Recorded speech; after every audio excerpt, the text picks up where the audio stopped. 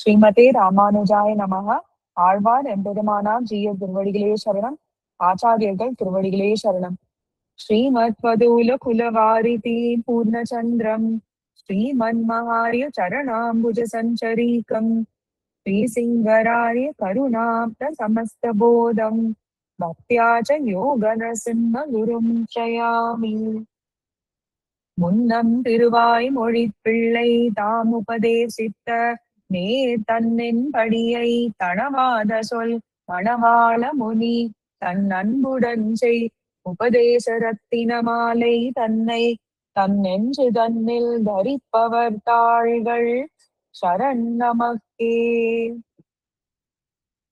நம்ம குழாம்ல உபதேச ரத்ன மாலையோட ஒரு சம்மரி அன்வயம் ஆயின்றிருக்குன்னு சொல்லலாம். 50 பாசுரங்கள் வரைக்கும் பார்த்துட்டோம் நேத்து. ரொம்ப அழகா எப்படி மணவாள மாமுனிகள் நம்மள ஒரு தேரின அர்த்தத்துக்கு, சாரமான அர்த்தத்துக்கு கொண்டு போறார். ஆனா அதை ஸ்ட்ரெயிட்டா கொண்டு போறதுக்கு முன்னாடி கொஞ்சம் நம்மள பதம் படுத்தி கொண்டு போறாருன்னு சொல்லலாம். அதுக்கு கொஞ்சம் கொஞ்சமா ஸ்டெப் பை ஸ்டெப்பா கூட்டின்னு போறார். ஆழ்வார் ஆச்சாரியர்களோட திருநட்சத்திரங்கள் எல்லாம் வந்தது. அப்புறம் ஆச்சாரியர்களை பத்தி கொஞ்சம் கொஞ்சமா சொல்ல ஆரம்பிக்கிறார். திருவாய்மொழி வியாக்கியானத்துக்கு பண்ண ஆச்சாரியர்கள்ல இருந்து வந்திருக்கார். இப்போ பிள்ளை லோகாச்சாரியார் பண்ண ஸ்ரீவச்சன பூஷணத்துக்கு போனோம். ஆனா அதுக்கு முன்னாடி அவருக்கு லோகாச்சாரியன்ற திருநாமம் எப்படி வந்தது, ஃபர்ஸ்ட் லோகாச்சாரியன்ற திருநாமம் யாருக்கு இருந்தது, அதெல்லாம் 1-2 பாசுரங்கள்ல அன்வைக்க போறோம் இப்போ.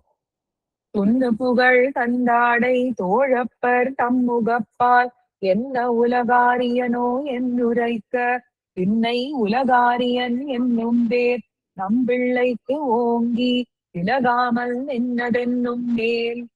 நம்பிள்ளைக்குதான் ஃபர்ஸ்ட் லோகாச்சாரியன்ற திருநாமம். ரொம்ப அழகான சரித்திரம், எல்லாருமே இது கேட்டிருக்கோம். ரொம்ப இம்பார்ட்டன்டான சரித்திரமும் கூட. கந்தாடை தோழப்பர்னு ஒரு பெரிய ஆச்சாரியன், அவரோட வம்சத்துக்கு ஏத்த மாதிரியே ரொம்ப சீரும் சிறப்புமா இருந்த ஆச்சாரியன். அவருக்கும் நம்பிள்ளைக்கும் நடுவுல ஒரு சரித்திரம் நடந்திருக்கு. அதுதான் இந்த பாசுரத்துல எக்ஸ்பிளைன் பண்றார். துண்ணு பொருந்திய புகழ் வைபவத்தை உடைய கந்தாடை தோழப்பர், அதுதான் ஆச்சாரியனோட திருநாமம்.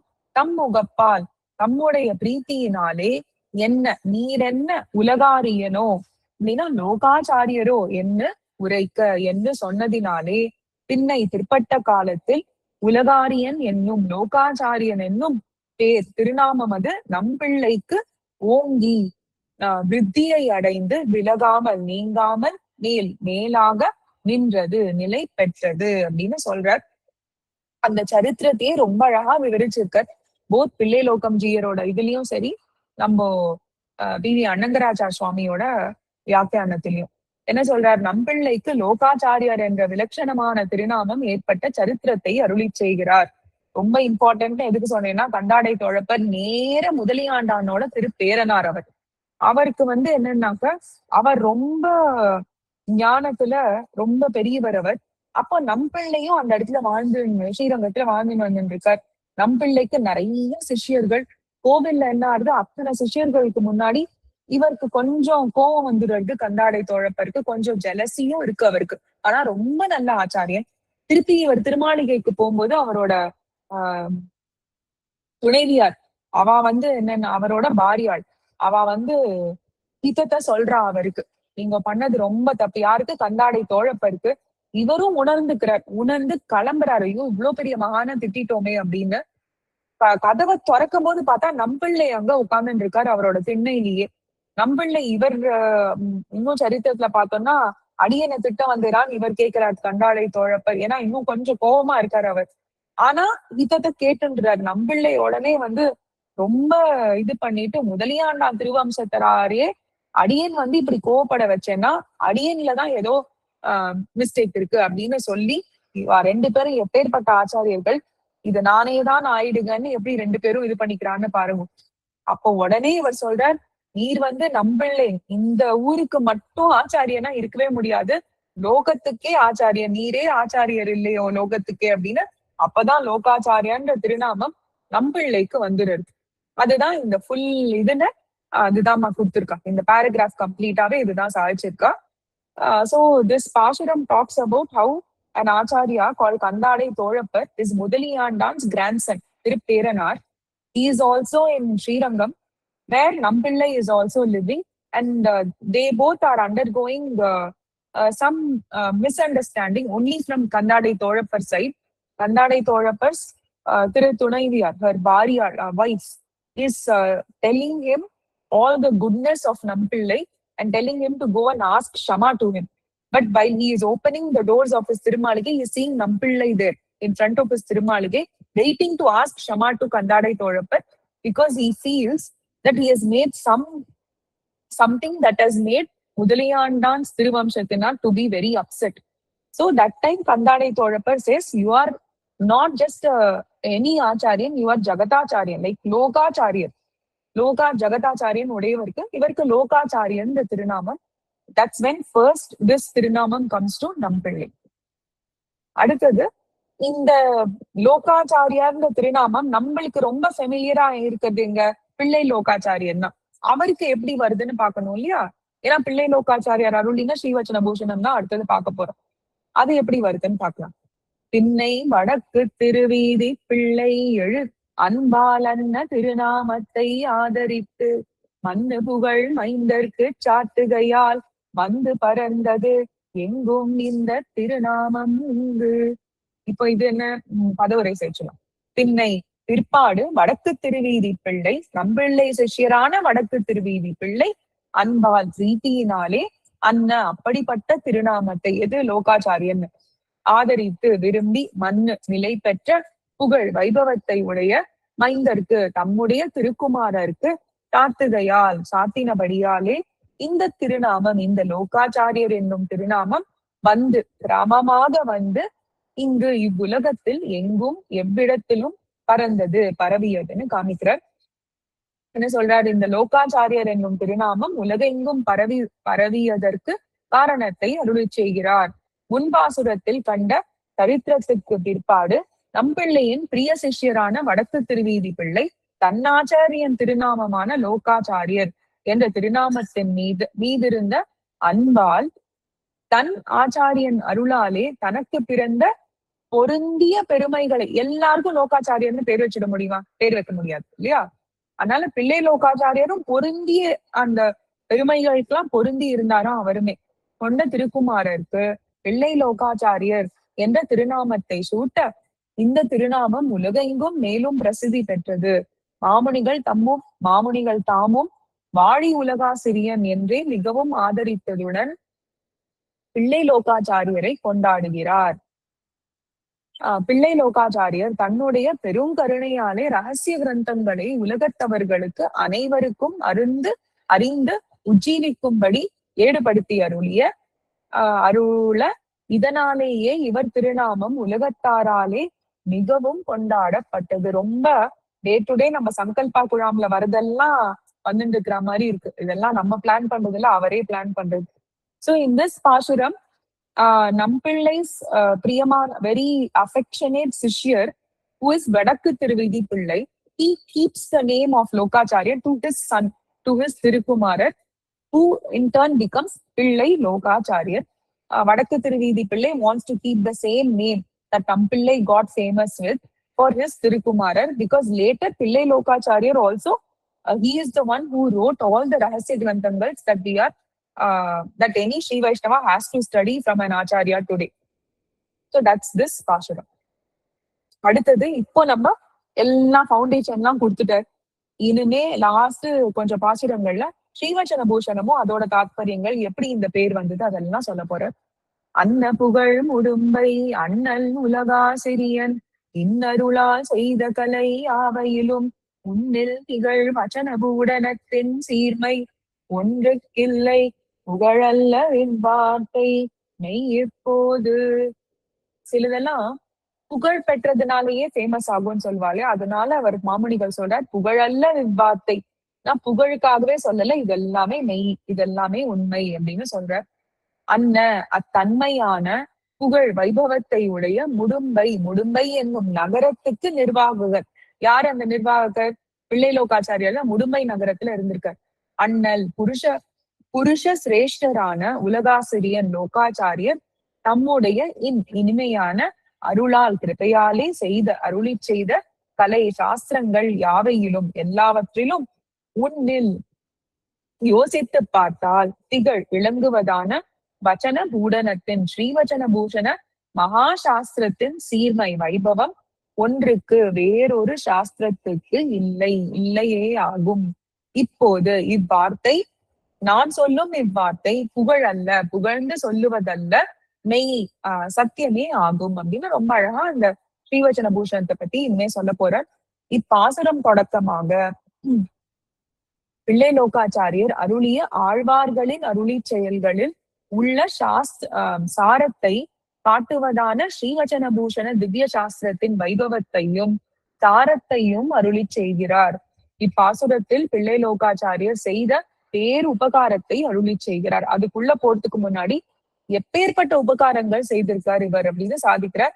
ஏன்னா எப்பவுமே அந்த கர்த்தாவை லட்சண்யம் கர்த்திருவை லட்சண்யம்னு சொல்லுவா. அந்த கர்த்தா யாரு கர்த்தாவோ அந்த கிரந்தத்துக்கு அவளை பத்தி பெருமையா அவளுக்கு ஒரு மங்களாசாசனம் அதே மாதிரி பண்றார்.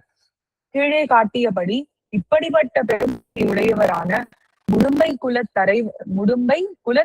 தலைவரான நம் எல்லோருக்கும் சுவாமியான பிள்ளை லோகாச்சாரியர் தன்னுடைய பெரும் கருணையினாலே இவருக்கு முற்பட்ட ஆச்சாரியர்கள் ரகசியமாக ஆச்சாரிய சிஷ்ய உபதேச கிரமத்திலே பாதுகாத்து வந்த ரகசியார்த்தங்களை ரகசிய கிரந்தங்களாக ஏடுபடுத்தி எல்லோருக்கும் உஜ்ஜீவனத்துக்கு வழிகாட்டினார்.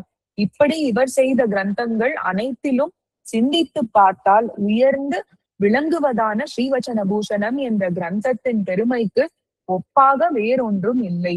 இது புகழ்ச்சிக்காக சொல்லுவதில்லை, சத்தியம். வேதாந்தம் மற்றும் ஆழ்வார்களின் அருளி செயல்களின் தாற்பயமான ஆச்சாரிய கிருபையின் பெருமையை விரிவாக வெளியிடுவது இந்த கிரந்தத்தின் தனிச்சிறப்பாகும்.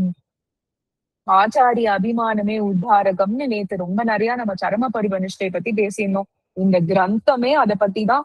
ஒரு சூத்திரமும் அப்படியே ஸ்ரீராமாயணத்திலேருந்து எடுத்து அலசப்பட்ட விவரணங்கள் என்ன, அதோட ஐதிஹ்யங்கள் என்ன, ரொம்ப அருமையான கிரந்தம். பிள்ளை லோகாச்சாரியாரால பண்ணப்பட்ட ஒரு ரொம்ப அழகான கிரந்தம் இது.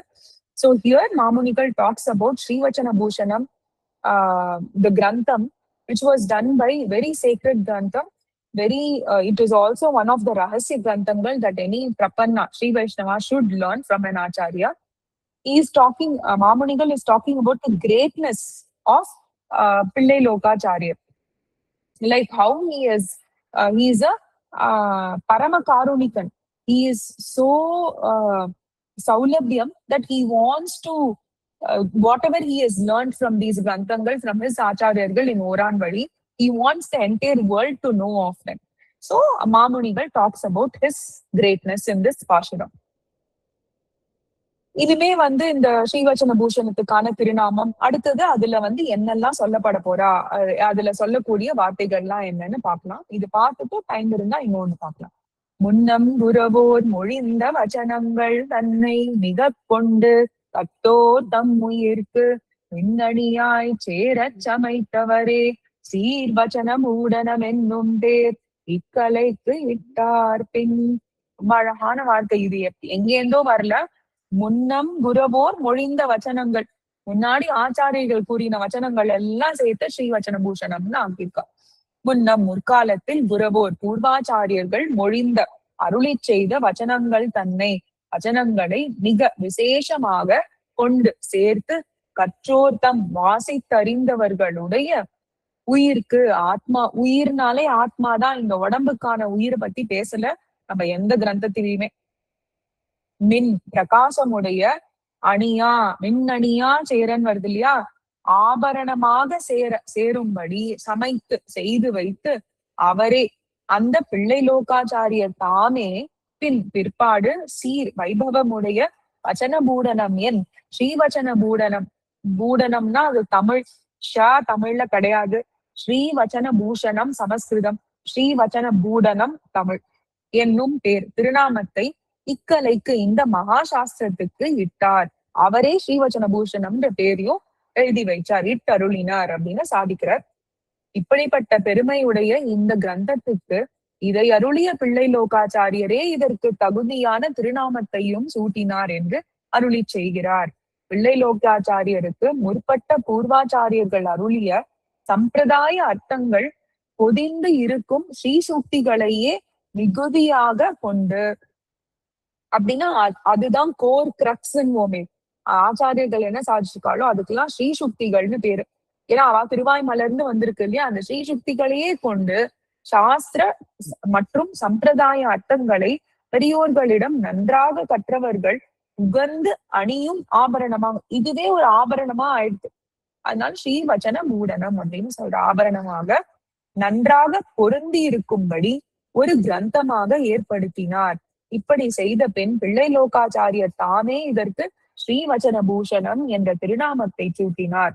ரத்னங்களால் செய்யப்பட்ட ஆபரணம் ரத்னபூஷணம் என்று சொல்லப்படுமா போலே ஊர்வர்களுடைய ஸ்ரீசுக்திகளால் செய்யப்பட்டதால் இது ஸ்ரீவச்சன பூஷணம் என்று பெயரிடப்பட்டது. உடம்புக்கான ஆபரணமாக இல்லாமல் இது ஆத்மாவுக்கான ஆபரணமாக அமைந்துள்ளது தனிச்சிறப்பு அப்படின்னு சாதிக்கிறார். உடம்புக்கான ஆபரணங்கள் ரொம்ப நிறைய இருக்கு இந்த காலத்துல, ஆத்மாக்கான ஆபரணங்கள் கம்மி. அது எல்லாமே நம்ம ஆச்சாரியர்கள் பூர்வாச்சாரியர்கள் கிட்ட இருந்துதான் கிடைக்க முடியும் இல்லையா. So in this Pashuram, Mamunigal talks about how Srivachana Bhushanam the Grantham got its name called Srivachana Bhushanam. Pillailokacharya himself learned all the Shastras and our Sampradaya from his Acharyas in a very traditional way. Like how an ornament made of Ratnas is called Ratna Bhushanam, something to wear. This is a bhushanam. This is an ornament for our soul, to cleanse our soul. And it is an ornament from, not made out of ratnas, gems. It is made out of Purvacharyargal's Vartai words. So it's called Sri Vachana Bhushanam. அப்படின்ற பேரு சொல்றா. இந்த பாசுரத்தோட முடிச்சுக்கலாம். ஆர்வச்சன பூடனத்தின் ஆள் பொருள் எல்லாம் அறிவார், ஆரது சொல் நேரில் அனுட்டிப்பார், ஓரொருவர் உண்டாகில் அத்தனை தான் உள்ளமே, உள்ளமே எல்லாருக்கும் அண்டாததன்னோ அது. ரொம்ப அழகா எப்படி இத அனுஷ்டானத்துல கொண்டு வருது, அந்த அனுஷ்டானத்துல கொண்டு வருது. இங்க சொல்லப்பட்டிருக்கிற அர்த்தங்கள் எல்லாம் ஈஸி டாஸ்கா டஃப் டாஸ்கா அதை பத்தி எல்லாம் விவரிக்கிறார். அதிகாரி லட்சணம்னா என்னன்னு வருது. ரொம்ப அழகான ஒரு பாசுரம். உள்ளமே மனமே வச்சனபூடனத்தின் ஸ்ரீவச்சன பூஷண மகாசாஸ்திரத்தின் ஆழ்பொருள் எல்லாம், கம்பீரமான அர்த்த விசேஷங்களை எல்லாம் அறிவார், அறிந்து கொள்ளும் அவர்கள் யார் இருக்கா இந்த இடத்துல அப்படின்னு கேட்கிறார். அது அந்த ஸ்ரீவச்சன பூஷணம் சொல்லுகிற நேரில்னா கிரமத்தில், நேருன்னா இங்க நேரேன்னு இல்ல, அது சொல்ற ஒரு கிரமத்துல அனுஷ்டிப்பார், யார் அனுஷ்டிக்கும் அவர்கள் யார் இருக்கா, ஓரொருவர் உண்டாகில் யாராவது ஒருத்தர் அதன் பொருளை அறிந்து அவ்வாறே அனுஷ்டிக்கும் அவர் எங்கேனும் ஒருவர் உண்டாகில் உண்டேயாயிருப்பராகில் அத்தனை அவ்வளவே உள்ளது. அப்படின்னா என்ன, எங்கேயாவது தேடி பார்த்தா யாராவது ஒருத்தர் இருப்பா அப்படின்னு சாதிக்கிறார். அப்ப இப்போ யோசிச்சு பாருங்க, அதன் பொருளை நம்ம ஆச்சாரியர்கள் மட்டும்தான் இதுல தேடுவா. ஏன்னா அவள்லாம் தேடிடுவா இல்லையா. அதன் பொருளை அறிந்து அனுஷ்டித்தல் எல்லாருக்குமே அண்டாததன்னோ கிட்டாததல்லவோ, எல்லாருக்கும் அது வந்துருமானா எல்லாருக்கும் ஈஸியா வராது அப்படின்னு சொல்றார். ஏன்னா அப்பேற்பட்ட ஒரு கிரந்தம். ஸ்ரீவச்சன பூஷணத்தின் அர்த்தத்தை நன்றாக அறிந்தவர்களும் அறிந்தபடி வாழ்பவர்களும் காண்பது அரிது என்று தன் நெஞ்சுக்கு உரைக்கிறார். நெஞ்சே, இந்த ஸ்ரீவச்சன பூஷண திவ்ய சாஸ்திரத்தின் உட்பொருளை எல்லாம் நன்றாக அறிந்தவர்கள் ஆருளர் யாரு இருக்காருன்னு கேட்கிறார். இதில் சொன்ன கிரமத்திலே வாழ்பவர்கள் தான் ஆருளர். இப்படி இந்த அர்த்தங்களை அறிந்து அதன்படி நடப்பவர்கள் எங்கோ ஒருவர் இருக்கலாம் என்பதை புரிந்து கொள். எல்லோருக்கும் இந்த நிலை வருவது துர்லபம் அன்றோ. கடலிலே முத்துக்கள் ரத்னங்கள் என்று பல இருந்தாலும் உள்ளே மூழ்கி அவைகளை எடுக்கக்கூடியவர்கள் சிலரே இருப்பர். கடல்ல நிறைய இருக்கும், கொட்டி கிடக்கும். ஆனா அது எல்லாரும் போய் நம்மளெல்லாம் போய் நீந்தி போய் எடுத்துன்னு வந்துட முடியுமா? நீந்தறதுக்கே டைம் ஆகும். உள்ள அடியில எத்தனை மீட்டர் 100-200 மீட்டர் உள்ள போனாதான் கிடைக்கும். அதேதான் அந்த கிரந்தத்தை புரிஞ்சுன்னு அனுஷ்டிக்கிறவா. கரையிலிருந்து காண்பவர்கள் அதிகமாக இருப்பர். இதே போல மேலோட்டமாக இந்த கிரந்தத்தின் அர்த்தங்களை அறிந்தவர்கள் பலர் இருந்தாலும் உள்ளர்த்தங்களை அறிந்தவர்கள் சிலரே இருப்பர். அப்படி உள்ளர்த்தங்களை அறிந்தாலும் அறிந்திருந்தாலும் அறிந்திருந்தாலும் சாஸ்திரத்திலே விதித்த போக விஷயங்களில் இதுதான் இதர விஷயத்துல எல்லாம் நம்மளோட சென்சஸ் போயிட்டே இருந்ததுனாக்க இந்த மத்த விஷயங்கள்ல எம்பெருமான் விஷயத்துல பகவத் விஷயத்துல போவே போகாது. சாஸ்திரத்திலே விதித்த போக விஷயங்களில் விரக்தியுடன் இருத்தல், குற்றம் செய்வதர்கள் இடத்தில் கருணை காட்டுதல், மோஸ்ட் இம்பார்ட்டன்ட். யாராவது ஒருத்தர் தப்பு பண்ணிட்டோம்னா அதை ஃபர்ஸ்ட் கொண்டு போய் சொல்றோம் பாருங்க, அதுதான் பெரிய தப்புன்றது. அதை கொஞ்சம் பேஷண்டா ஹேண்டில் பண்ணுன்ற. இல்ல சம்டைம்ஸ் சொல்லுவா இல்லையா, டேர்ன் அ டெஃப் இயர் அப்படின்னு. சம்டைம்ஸ் அவ்வளவுதான், நானே தான் ஆயிடுக, குற்றம் இருக்கா, ஓகே அதுவும் அடியல் தான் பண்ணிட்டேன்னு ஒத்துக்கிறது தான் பெட்டர். அந்த மேல மேல டிஸ்கஷன் வளர்த்துட்டே போறது வேண்டாங்க. ஆச்சாரியன் திருவடியே எல்லாம் என்று இருத்தல் ஆகிய இதெல்லாம் சில விஷயங்கள் அந்த கிரந்தத்துல சொல்லியிருக்கு. ஆகிய விஷயங்களை அனுஷ்டானத்திலே கொண்டிருப்பவர்கள் வெகு சிலரே இருப்பர். It's a beautiful pasuram which talks about, Mamunigal starts talking about what the Grantham is all about, Srivachana Bhushanam. Not many people will actually know the meanings of it. Many people will watch the Grantham like from the seashore. Like there are a lot of people, but there are only a very few to dive deep into the ocean to get the pearls and other gems, right? Not everyone can do it. Probably half of us will not even know how to swim. So in the same way, this Grantham can superficially be acquired by a few people. But to understand what the what the Shastras are telling us, especially to have Vairagyam, to not go to Vishayantrangal means enjoying the samsara in its own way, going to Devatantrangal. Then if someone creates or if someone carries out an offense or a mistake, instead of shouting at them, showing some karune, showing patience, taking refuge at Acharyargal's Tiruvadigal. All of these are few divya meanings or lessons that this Shastra is telling, Srivachana Bhushanam, and Mamunigal is telling. It's very hard to follow. There are very few people who know this. சரி, இதுல இருந்து ரொம்ப உஜ்ஜீவனத்துக்கான நிறைய பாசுரங்கள் வரப்போகுதுன்னு இத நாளைய தினத்துல அன்வைக்கலாம். நம்ம ஆழ்வார் எம்பெருமானார் ஜீய திருவடிகளே சரணம், ஆச்சாரியர்கள் திருவடிகளே சரணம். ஸ்ரீமதே ராமானுஜாய நமக.